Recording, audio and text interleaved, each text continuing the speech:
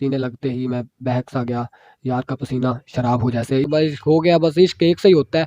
क्या आपको भी किसी से मोहब्बत हुई? शायरी जो है इल्हाम है, शायर बनता नहीं है, शायर होता है।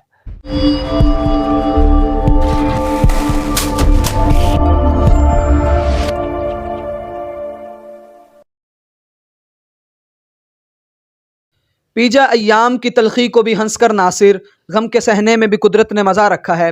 अस्सलाम वालेकुम नाज़रीन, AFM डिजिटल के साथ मैं हूं आपका मेज़बान फ़रहाद अली। नाज़रीन, आज आपको हम मिलवाते हैं बहावल नगर के नौजवान शायर उमर फ़िदा से, जिन्होंने कम उम्री में ही शायरी शुरू की और बहुत जल्द शायरी में अपना एक नाम बनवाया। मिलवाते हैं। अस्सलाम वालेकुम। वालेकुम अस्सलाम। आपका नाम क्या है उमर भाई? मेरा असल नाम जो है वो वालदेन ने जो रखा वो उमर फ़ारूक है, और फ़िदा मेरा तखल्लुस है। उसके बाद शायरी में जब से कदम रखा है उसके बाद उमर फ़िदा के नाम से जाना जाता हूँ। आपका उमर फ़िदा तखल्लुस किसने रखा? तखल्लुस जब मैंने शायरी शुरू की और कलाम अपना उस्ताज़ा को दिखाना शुरू किया, उस्ताद को दिखाया तो मैंने कुछ नाम वगैरह बताया तो सर ने मुझे, जो मेरे उस्ताद थे, उन्होंने मुझे ये फ़िदा तखल्लुस दिया। आपकी तालीम कितनी है? मेरी तालीम मुख्तलिफ़ मराहिल से होते हुए इस वक्त मैं BS के आखिरी मराहिल में जा रहा हूँ। BS उर्दू कर रहा हूँ। इससे पहले मैंने ICS किया। ICS के बाद मैं BS उर्दू में अब आखिरी यानी कि छठा सेमेस्टर चल रहा है। उर्दू का ताल्लुक शायरी के साथ तो ख़ास है, तो फिर आपने शुरू में बायो और बाद में ICS क्यों किया, फिर दोबारा BS उर्दू में शामिल हुए?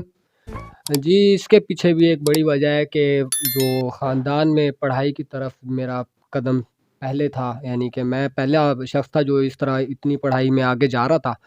तो कोई बताने वाला और रहनुमाई करने वाला नहीं था कि आगे किस चीज़ का नाम हो, मैंने क्या करना है। और जब शायरी में आया तो उससे पहले मुझे घर वालों ने ज़बरदस्ती जो बायो रखवाई थी, उसके बाद मुझे जल्द पता चल गया कि ये मेरी फ़ील्ड नहीं है, मुझे उर्दू आगे रखना है और यही कौमी ज़ुबान है, इसमें खिदमत सरअंजाम देनी है।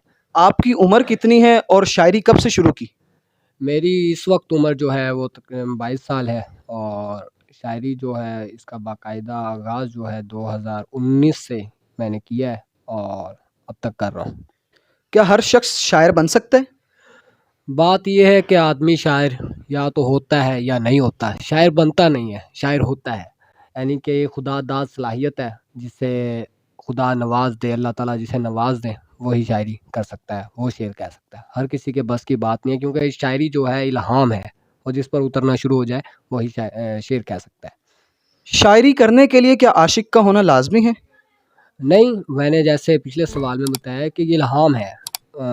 किसी भी वक्त खुदा किसी को भी यानी कि नवाज सकता है, और शायर का आशिक होना या माली हालात से तंग होना, ये ऐसा कुछ नहीं है। बस ये है कि कहीं मुश्किलात जो होती हैं, अगर ज़िंदगी में आ जाती हैं, तो वो शायरी में नया रुख, नया रूप, नया रंग, ये चीज़ लाने के लिए असरअंदाज तो ज़रूर होती है, मगर शायरी का इन चीज़ों से ताल्लुक़ नहीं है। जिसको अल्लाह ताला ने चुन लिया है तो फिर उनके लिए मसाइल वगैरह ये कुछ नहीं है। हमने देखा है कि मोहब्बत में नाकामी के बाद ही इंसान शायर बनता है। क्या आपको भी किसी से मोहब्बत हुई? मोहब्बत ज़िंदगी का हिस्सा है, मोहब्बत के बगैर तो ज़िंदगी नहीं चल सकती ना। मोहब्बत तो होती है, और इसका जो शुरुआत होती है सबसे पहले हमारी माँ, हमारे वालिदैन, माँ-बाप, यहीं से मोहब्बत का आगाज़ हो जाता है। मगर मोहब्बत भी 2 तरह की होती है, एक मोहब्बत वालिदैन की मोहब्बत होती है, दूसरी मोहब्बत किसी और, वो मोहब्बत भी है। प्यार, मोहब्बत, इश्क, इसमें क्या फ़र्क है और आप इसको किस तरह लेते हैं? मैं इसकी तारीफ़ ये करता हूँ कि प्यार और मोहब्बत जो है ये होती हैं, और इश्क होता है। यानी कि मोहब्बतें जमा और इश्क वाहिद। जो मोहब्बतें हैं ये हो जाती हैं किसी से, कभी भी, कहीं भी, कभी भी, ख़त्म हो गई, कर दी, ख़त्म कर दी, हो गई, ख़त्म कर दी, हो गई, ख़त्म कर दी। मगर इश्क जो है वो होता है बस, उसके बाद कुछ नज़र नहीं आता। बस हो गया, बस इश्क एक से ही होता है, और एक जो है वो तक़सीम नहीं होता। उमर भाई, हमें ये भी बताएं कि लोग इश्क करते हैं और इश्क को ना मिलने की वजह से इंसान खुदकुशियाँ भी करता है। मुझे बताएं, क्या पसंद की शादी करना ठीक है? नहीं, ये पसंद की शादी करना तो कोई इसके अंदर वो नहीं है, और करनी भी चाहिए, क्योंकि ज़िंदगी आपने गुजारनी है। आजकल जो चल रहा है कि किसी के कहने पर वो फिर मसाइल पैदा हो जाते हैं। जब दिल नहीं मिला तो फिर आगे ज़िंदगी गुजारना बहुत कठिन हो जाता है। तो इसलिए मोहब्बत करना कोई गुनाह नहीं है, मोहब्बत तो होनी चाहिए, और नबियों से चलता आ रहा है ये सिलसिला, हर किसी ने किया है और करनी चाहिए, इसके अंदर कोई मज़ाक नहीं। हमने देखा है कि शायर हज़रात तन्हाई पसंद होते हैं। इसकी क्या वजह होती है? क्या आप भी तन्हाई पसंद है?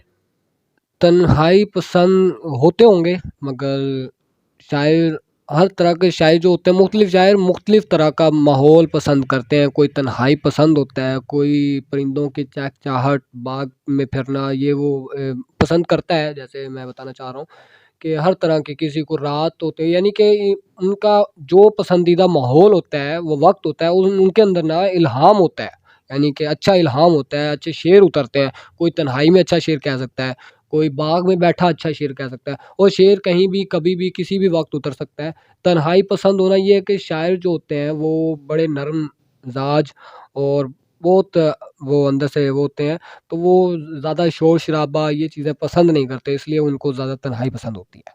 जैसा कि आपने शायरी शुरू की, कम उम्री में शुरू की, नौजवान हैं, आपका पहला शेर कौन-सा था? पहला शेर गालबन, यानी कि जब कहा तो इतना वो टूटा-फूटा, यानी कि शेर से वाक़फ़ियत नहीं थी, शेर किसे कहते हैं और क्या होता है। वो कुछ इसी तरह का था कि सीने लगते ही मैं बहक सा गया, यार का पसीना शराब हो जैसे। इस तरह कोई टूटा-फूटा मुझे अच्छी तरह याद नहीं है, क्योंकि उस वक़्त कहा हुआ वो बेवज़न और इस तरह था, शेर से इतनी वो जानकारी नहीं थी, तो इसलिए जो कहा वो पिछला भूल गया। हमें ये भी बताएँ कि अक्सर शायर हज़रात माशी तंगी का शिकार होते हैं, इसकी क्या वजह है? माशी तंगी का शिकार पहले गुज़र गए, अब तो नहीं होते हैं। अब वो मैंने फिर वही बात करता हूँ कि शेर का इन चीज़ों के साथ कोई ताल्लुक नहीं है, खुदा जिन्हें चुन लेता है। अताउल हक़ कासमी, ज़फ़र इकबाल, आजकल के बड़े जो शोरा हैं, वो इस वक़्त करोड़पति हैं, उनके फार्म हाउस हैं, वो तो उनका यानी कि ज़मीनें वग़ैरह, अब वो चीज़ नहीं रह गई है। पहले थी ये कि उस वक़्त अदब को नहीं इतना कुछ समझता था, कोई जॉब्स वग़ैरह ये चीज़ें नहीं देते थे, तो वज़ीफ़ा वग़ैरह अच्छा नहीं लगता था। तो जैसे मिर्ज़ा गालिब वग़ैरह की मिसाल ले लें, तो मिर्ज़ा गालिब को मिसाल वग़ैरह समझ सकते हैं आप। आपका पसंदीदा शायर कौन-सा है और किस शख्सियत का आप मुताला करते हैं? मेरा पसंदीदा शायर इस वक़्त जॉन एलिया साहब हैं, और वो उनको बहुत ज़्यादा मुताला करता हूँ, उनकी हर किताब का, यानी कि मैंने मुताला किया है। उनकी किताब में शायद, गोया, यानी, लेकिन, गुमान, इस तरह की हैं। इसके अलावा जो उर्दू अदब में होने की वजह से, जैसे मैंने आपको बताया बीएस उर्दू का तालिब इल्म हूँ, तो तकरीबन हर शायर पढ़ा है। तो पसंदीदा शायर जो है वो जॉन एलिया है। उर्दू अदब में और शायरी में आपके उस्ताद कौन हैं?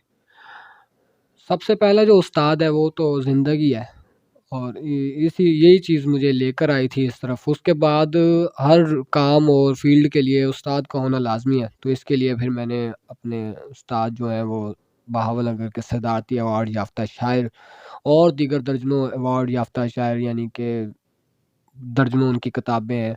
सैयद आमिर सुहेल साहब, वो मेरे उस्ताद हैं, उनसे इस्लाह वगैरह लेता हूँ, क्लास में बैठे हुए उनको कलाम दिखा लेता हूँ। जी। अब तक आपने कितनी ग़ज़लें और कितनी नज़्में लिखी और मुस्तक़बिल में क्या कोई दीवान या किताब लिखने का भी इरादा है?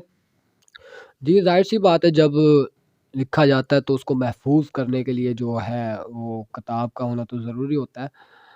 तो कोई तादाद नहीं याद मैंने, मगर लिखता जा रहा हूँ कुछ, यानी अभी जब तक मैंने किताब छपवाने का सोचा नहीं हुआ, तो इसलिए कुछ नहीं मुझे याद कि मैंने कितना लिख चुका हूँ। यानी कि बेतहाशा लिख चुका हूँ। बहुत सी गज़लें हैं, बहुत सी नज़्में। नज़्में कम है, गज़लें ज़्यादा है। गज़लें लिखता हूँ मैं, नज़्में कोई एक आध नज़्म लिख ली, वरना गज़लें लिखता हूँ मैं। उमर भाई हमें बताएँ अक्सर शायर हज़रात नफ़सियाती मरीज़ होते हैं, क्या आप भी उनमें शामिल हैं? नहीं, नहीं, ऐसा कुछ नहीं है। नफ़्सियाती मरीज़ होता तो आपके पास बैठा होता। तो ऐसा कुछ नहीं है, नफ़्सियाती मरीज़ होते नहीं, बन जाते हैं। तो शायर नफ़्सियाती मरीज़ ऐसा नहीं, यानी कि मेरे नज़दीक ये कोई कांसेप्ट नहीं है। कुछ हालात की वजह से और तंगी होने की वजह से बन जाते हैं, मगर ना शायर नफ़्सियाती मरीज़ वगैरह ऐसा कुछ नहीं है। आप अपना कोई पसंदीदा शेर सुना दें हमारे नाज़रीन को। जी, ज़रूर। सद शुक्र देखा किसी ने और मैं शिफ़ा याब हो गया। देखा किसी ने और मैं शिफ़ा याब हो गया। सद शुक्र अद्वियात से जान छूट गई मेरी।